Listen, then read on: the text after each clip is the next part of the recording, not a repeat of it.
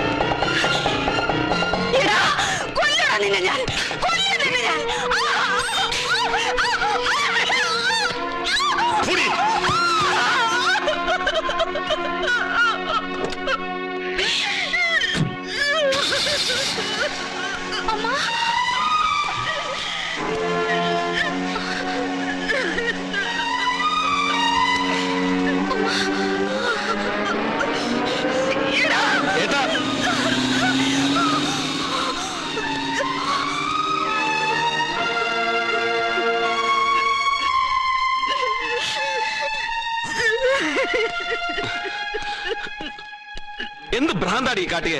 അതാരാന്നാ നീ വിചാരിച്ചേ? എന്റെ ഏട്ടനാ. ഏട്ടനോ? ആരായാലും അവനെ ഞാൻ കൊല്ലും. നിന്റെ കുടുംബക്കാര് മുഴുവൻ വിചാരിച്ചാലും നടക്കില്ല. അതിന് മാത്രം എന്ത് തെറ്റാടി എന്റെ ഏട്ടൻ നിന്നോട് ചെയ്തത്? എന്താ നിനക്കത് പിടിച്ചോ? എടി കല്ലു, എന്താടി ഇവിടെ ഉണ്ടായേ? യശ്മ ഒന്നും ചെയ്തില്ല. പിന്നെ എന്തിനാടി എന്റെ ഏട്ടന് നേരെ നീ ചാടിയത്? എന്റെ ജീവിതം തകർത്തവരിലെ ഒരാൾ അയാളാണ്.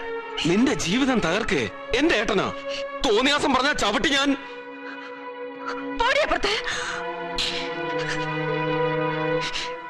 നിങ്ങൾ എന്നോട് ചോദിച്ചില്ലേ എങ്ങനെ നെല്ലിയാമ്പതി കാട്ടിലെത്തിയെന്ന്? പറയാം, കേട്ടോളൂ. കഴിഞ്ഞ 10-ാം തീയതി ട്രിവാൻഡ്രം മെയിലിന് മദ്രാസിൽ നിന്ന് പുറപ്പെട്ടതാണ് ഞാൻ. ഏത് നിമിഷവും ഒമേഗ ട്രാവൽസുകാര് എന്നെ പിടികൂടുമെന്ന് ഞാൻ ഭയന്നിരുന്നു. ട്രെയിനിൽ ഞാൻ ഉറങ്ങിയില്ല. പാലക്കാട്ട് എത്തിയപ്പോൾ വെളുപ്പിന് 3:30 മണി. എന്നെ വാച്ച് ചെയ്തുകൊണ്ട് ആരോ 2 പേർ പ്ലാറ്റ്ഫോമിലൂടെ നടക്കുന്നത് ഞാൻ കണ്ടു. വണ്ടി വിടുമ്പോ അവരെന്റെ കമ്പാർട്ട്മെന്റിൽ കയറുമെന്ന് എനിക്ക് തോന്നി. ഞാൻ പിന്നെ ഒന്നും ആലോചിച്ചില്ല. ബാഗ് എടുത്ത് റെയിൽപാളത്തിൽ ഇറങ്ങി ഓടി.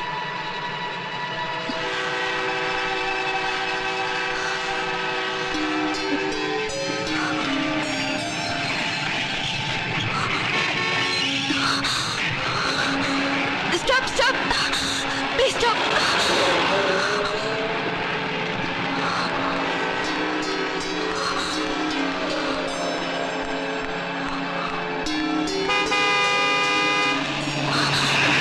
Please, please.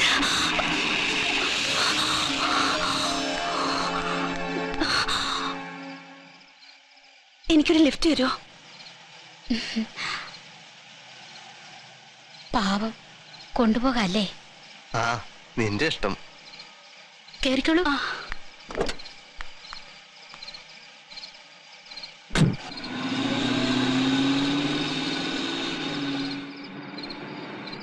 ട്രിവാൻഡ്രം മെയിലിന് വന്ന് ഇറങ്ങിയാണല്ലേ?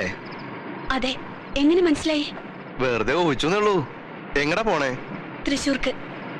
പിന്നെന്താ ഇവിടെ ഇറങ്ങിയേ? പറയാൻ ബുദ്ധിമുട്ടുണ്ടെങ്കിൽ പറയണ്ട. എന്താ പേര്? ലക്ഷ്മി. അതൊരു അഡ്ജസ്റ്റ്മെന്റ് പേരാന്ന് തോന്നുന്നു. സാരില്ല, വിളിക്കാൻ ഒരു പേര് വേണം, അത്രയല്ലേ ഉള്ളൂ. അതിന് ലക്ഷ്മി ധാരാളം. കാഴ്ചയ്ക്കും ലക്ഷ്മി തന്നെ അല്ലേ? ഈ നേരത്തിന് ഇപ്പൊ തൃശ്ശൂർക്ക് ബസ് കിട്ടുമോ? എന്നെ ബസ് സ്റ്റാൻഡിൽ ഇറക്കിയാൽ മതി, ഞാൻ അവിടെ വെയിറ്റ് ചെയ്തോളാം. അതൊരു മര്യാദകേടല്ലേ? ഞങ്ങളുടെ വീടും പാലക്കാട് തന്നെയാ. നേരം വിളിച്ചാകുമ്പോ കുളിച്ച് ഫ്രഷായി കാപ്പിയൊക്കെ കുടിച്ച് ബസ് സ്റ്റാൻഡിൽ കൊണ്ടേ വിടാം. എന്താ ചേച്ചി? അയ്യോ, അത് വേണ്ട. അത് മതി. ഒറ്റയ്ക്കൊന്നും അല്ലല്ലോ, ഞാനില്ലേ കൂടെ.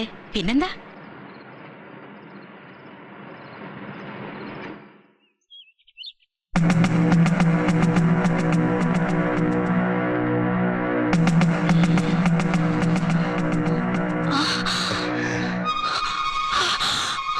നല്ല ചന്തം.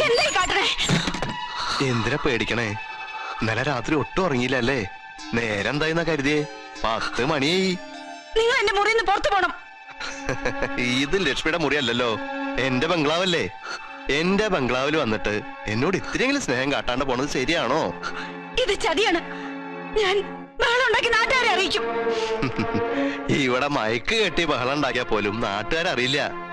ഈ 25 ഏക്കറിന്റെ ഉള്ളില് ഞാനും ജെസിയും ഈ ലക്ഷ്മി മാത്രം. തുടരുതന്നെ. തൊട്ട പിന്നെ ഞാൻ ജീവിച്ചിരിക്കില്ല. ഇവിടെ കിടന്ന് ചാവും ഞാൻ. എന്തിനാ ഗംഗേട്ട ആ കുട്ടിയെ പേടിപ്പിക്കണത്? ഇതൊക്കെ ഈ ഗംഗേട്ടന്റെ ഓരോ തമാശയാ. ഗംഗേട്ടൻ പോ അപ്പുറത്ത്. ലക്ഷ്മി കുളിച്ച് റെഡിയായി പോട്ടെ. ചെല്ലേ. ഓ, നിങ്ങള് പെണ്ണുങ്ങള് തമ്മിൽ ചേർന്നപ്പോ ഈ ഉള്ളവൻ ഔട്ട്.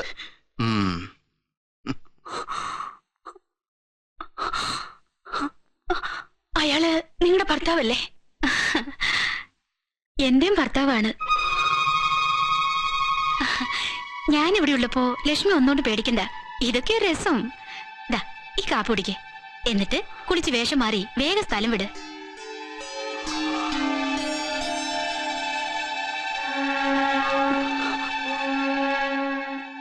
എങ്ങനെയുണ്ട്? കയ്പുണ്ടോ? എനിക്ക് കാപ്പിക്ക് ഇത്തിരി കടുപ്പം കൂടുതൽ വേണം.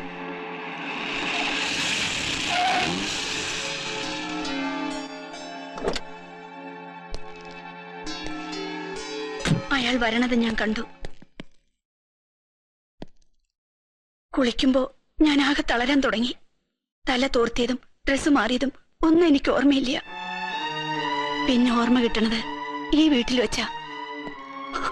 അതിനിടയിൽ ആരൊക്കെ എന്റെ അടുത്ത് വന്നുപോയി. നിങ്ങളുടെ ഏട്ടന്റെ മുഖം എനിക്ക് ഓർമ്മയുണ്ട്. എനിക്കിപ്പോ ശരിക്കും ഓർമ്മയുണ്ട്. അയാൾ എന്നെ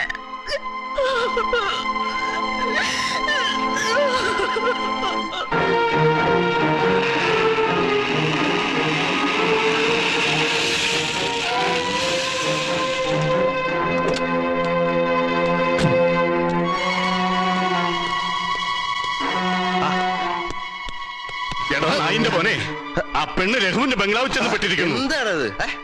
ഏത് പെണ്ണ്? ഏത് പെണ്ണെന്നോ? സൗന്ദര്യലക്ഷ്മി മഹാലക്ഷ്മി എന്നൊക്കെ പറഞ്ഞ് നീ എന്നെ കൊണ്ടുപോയി കുടിക്കൊരു പെണ്ണില്ലേ, ആ പെണ്ണ്. അവളോ? അവളെങ്ങനെ അവിടെ എത്തി? അത് തന്നെയാ ഞാനും ചോദിക്കണേ. ഹേയ്, താൻ ചൂടാവാതെ സമാധാനിക്ക. എന്ത് പ്രശ്നം ഉണ്ടെങ്കിലും നമുക്ക് സോൾവ് ചെയ്യാലോ. രാമാ, എടോ, അന്ന് ആ പെണ്ണിനെ എവിടെ കൊണ്ടിട്ടത്? എന്താ മരിച്ചു സാർ? മരിച്ചിട്ടൊന്നുമില്ല. എവിടെ കൊണ്ടിട്ടത്? നെല്ലിയാമ്പലയില്. അതെന്തിനാ അവിടേക്ക് കൊണ്ടുപോയത്? സാറല്ലേ പറഞ്ഞേ ഇത്തിരി ദൂരത്ത് കൊണ്ടിടണോന്ന്. കുഴപ്പമായോ സാർ? കുഴപ്പമൊന്നുമില്ല, താൻ പോയിക്കോളാ.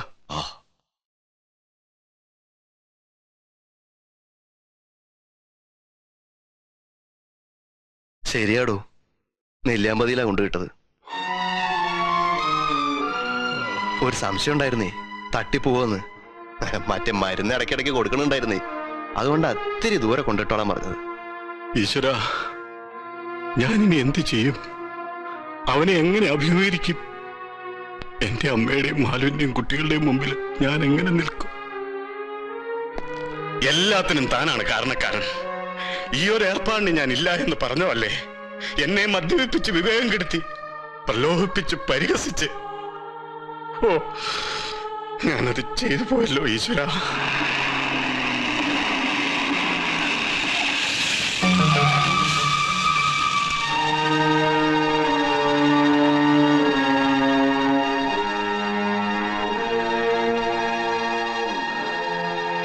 ഇപ്പൊ ആശ്വാസം തോന്നുന്നുണ്ടോടാ?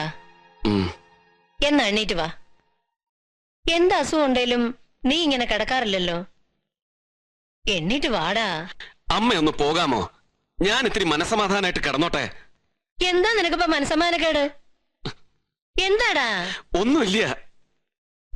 ഓ, ലേഖ പിണങ്ങിയിരിക്കുകയാണെന്ന് പറഞ്ഞിട്ടാ? അതൊന്നും അല്ലമ്മേ.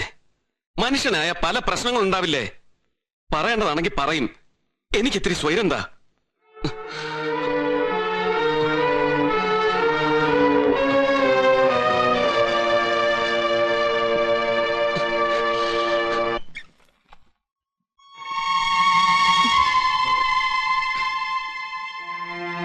എന്താ, പേടിച്ചു പോയോ?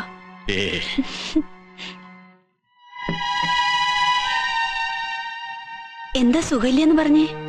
ആര് പറഞ്ഞു? എനിക്ക് കണ്ടാൽ അറിഞ്ഞൂടെ? രവി പറഞ്ഞു ഏട്ടന് തലവേദനയാന്ന്.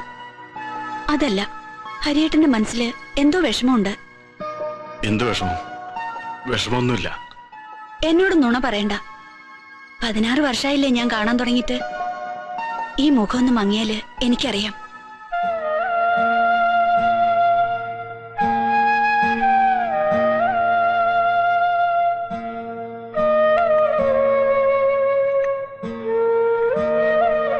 രഘുവായിട്ട് വഴക്കുണ്ടായോ? എനിക്ക് തോന്നി അവനും തലവേദനയാന്ന് പറഞ്ഞ് കിടക്ക. ചോദിച്ചിട്ടൊന്നും മിണ്ടണില്ല. ആ സ്ത്രീ പോയിട്ടില്ല അല്ലേ? ഇതൊരു വിനയായി തീരുമെന്ന് എന്റെ മനസ്സ് പറഞ്ഞതാ. അവൾ എന്താ പറയണേ? ഞാനൊന്നും ചോദിച്ചില്ല. കണ്ട തേവടിച്ചികളെ കൊണ്ട് പാർപ്പിച്ച് സംരക്ഷിച്ചിട്ട് ഇനി അവരെന്തൊക്കെയാ പറയണേ, ഏതൊക്കെയാ പറയണേന്ന് എങ്ങനെ പറയാൻ പറ്റും? എന്തും പറയാൻ മടിക്കുവോ? പിടിച്ചിറക്കി വിടായിരുന്നില്ലേ അവളെ? മലു, അവൻ ഒറ്റയ്ക്ക് താമസിക്കുന്ന വീടാണ്. ഒരു സ്ത്രീയെ ഞാൻ അവിടെ ചെന്ന് ബലായിട്ട് പിടിച്ചിറക്കി വിട്ടാൽ ആളുകൾ എന്തൊക്കെ പറയും? പിന്നെ തല ഉയർത്തി നടക്കാൻ പറ്റുമോ? ഇപ്പൊ തന്നെ അവിടെ പാട്ടായിട്ടുണ്ട്. മംഗലത്ത് ഗോവിന്ദമേനോന്റെ മകൻ ഒരു കീപ്പിനെ കൊണ്ടുവന്ന് അവിടെ താമസിപ്പിച്ചിട്ടുണ്ടെന്ന്. ഇത് പാലക്കാട് ഒറ്റപ്പാലത്തും അറിയാൻ എത്ര സമയം വേണം? അമ്മായി ലേഖയൊക്കെ ഇതറിഞ്ഞ എനിക്കൊന്നും അറിയില്ല എന്റെ ഈശ്വര. സഹായിക്കേണ്ടവരെ സഹായിക്കണം. പക്ഷെ സ്വന്തം മാനാഭിമാനങ്ങൾ മറന്ന് ഇവൻ എന്തിനാ അവളെ സഹായിക്കണേന്നാ എനിക്ക് മനസ്സിലാവാത്തത്. എനിക്കും അതാ മനസ്സിലാകാത്തത്. ഇത് വെറും സഹായമൊന്നുമല്ല. അവനവളെ മുഴുവൻ പറയടാ. അവനവളെ കൂടെ താമസിപ്പിക്കാൻ തന്നെയാ തീരുമാനിച്ചേക്കണേ. അമ്മേ, ഒരിക്കലും അങ്ങനെ ആയിരിക്കില്ല. നമ്മുടെ രഘു അങ്ങനെ ചെയ്യുവോ? പിന്നെ എന്തിനാടി അവൻ അവളെ അവിടെ താമസിപ്പിച്ചേക്കണേ? രക്ഷപ്പെട്ടു പോയി എന്ന് പറഞ്ഞിട്ട് എനിക്കൊന്നും മനസ്സിലാവണില്ല. സത്യം എന്താടാ? എന്നോടൊന്ന് തുറന്നു പറ. അമ്മേ, കരഞ്ഞു വെറുതെ ബഹളം ഉണ്ടാക്കണ്ട. സത്യം അസത്യം ഒന്നും അന്വേഷിക്കണ്ട. നമുക്കിത് ആരും അറിയാതെ ഒതുക്കി തീർക്കാം. ഇല്ല, അങ്ങനെ ഒതുക്കിയാ തീരുമൊന്നുമില്ല. പിന്നെ എന്താടാ നീ വിചാരിച്ചേക്കണേ? കൂടെ പൊറപ്പിക്കാമെന്നോ? ഇരു ചെവി അറിയാണ്ട് ആസത്തിനെ പറഞ്ഞു വിട്ടില്ലെങ്കിലുണ്ടല്ലോ പെട്ടെന്ന് സാധിച്ചു ഒന്നും വരില്ല. എന്തുകൊണ്ട്?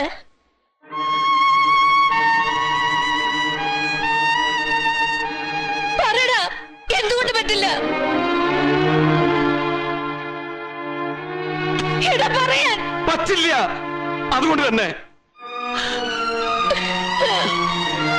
അവൻ പറഞ്ഞു കേട്ടോടാ. ഇവൻ എങ്ങനെ ഈ കുടിക്ക് ചെന്ന് പെട്ടു? എന്താ അവിടെ പ്രശ്നം അമ്മേ? നമ്മുടെ കുടുംബത്തിന്റെ മാനം മുഴുവൻ തകരാടാ. അതിന് മാത്രം എന്താ സംഭവിച്ചവിടെ? അമ്മ വന്നേ, വരൂ. ഏട്ടാ, എന്താ? എനിക്കൊന്നും മനസ്സിലാവണില്ല. എന്നോടൊന്നും ചോദിക്കരുത്. എനിക്കൊന്നും അറിയില്ല.